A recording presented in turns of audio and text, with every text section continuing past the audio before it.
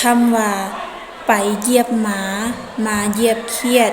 มีความหมายว่าแนวใดและแม่นคำหยังเฮามาฟังนำกันเนาะสำหรับคำที่ว่าไปเหยียบหมามาเหยียบเขียดแม่นคำสุภาษิตที่แต่งขึ้นมาในสมัยที่ว่ายังบ่ทันมีตัวหนังสือลาวซึ่งแต่งขึ้นโดยประชาชนอแห่งงานลาวบรรดาพ่อเป็นผู้แต่งขึ้นในสมัยก่อนเนาะแล้วคำสุภาษิตตัวนี้เนาะคำที่ว่าไปเหยียบหมามาเหยียบเขียด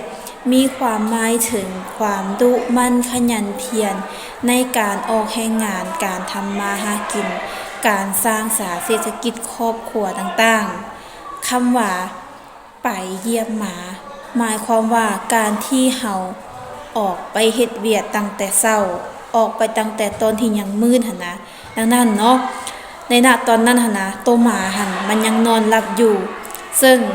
เฮาอาจจะบ่เห็นมันแล้วเฮาก็บังเอิญไปเหยียบมันเพราะว่ามันยังหลับอยู่แล้วก็มันยังมืดเฮาบ่เห็นมันนั่นเองเนาะ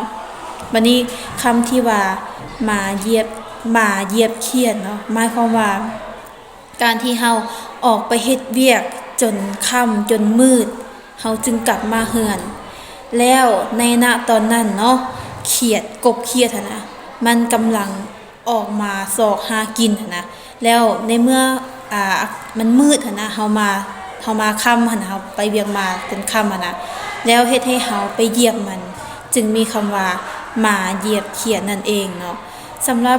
คำสุภาษิตตัวนี้เนาะเป็นคำสุภาษิตหนึ่งที่ว่าสั่งสอนให้คนเฮาเป็นคนที่ว่าดูมันในการออกแรงงานการทำมาหากินให้ตื่นเลิกลุกเช้าให้เอิ้นว่าหยังก็ให้นอนซาตื่นไวเพื่อว่าเฮาจะได้แบบมีเวลาไปออกแรงงานไปทำมาหากินจะได้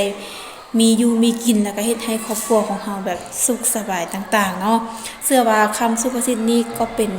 คำสุภาษิตหนึ่งที่ว่าเสี่ยงในการที่ว่าจะออกกฎกาหรือว่าออกสอบเสียงเนาะเพราะว่าก็มีหลายโรงเรียนที่ว่าเคยเอาหัวข้อตัวนี้ไปเนาะสำหรับผู้ใดที่ว่าจะเอาไปแต่งเนาะเฮาต้องไปตีความหมายให้มันฮู้ก่อนนะเพิ่นเนาะสามารถเอาความหมายตัวนี้ไปตีและไปแต่งได้เนาะซึ่งก็ยังมีอีกหลายๆคำสุภาษิตเนาะที่ว่าเกี่ยวกับความดูมั่นอดทนการออกแรงงานต่างๆสำหรับผู้ใดที่ว่าอยากฮู้คำสุภาษิตตัวใดหั่นน่ะอยากฮู้ความหมายของมันแม่นสามารถคอมเมนต์ได้ที่ใต้คลิปเนาะเพราะว่าคำสุภาษิตของพวกเฮาที่ว่าเสี่ยงในการออกสอบเสียงโดยเฉพาะแม่นสอบเสียงจบสั้นม.4 ม.7 แม่นมีหลายประเภทว่าจะเป็นความดุมั่นการอดทนการประหยัดความสามัคคีความรู้บุญคุณการศึกษาร่ำเรียนยาเสพติดการคบคน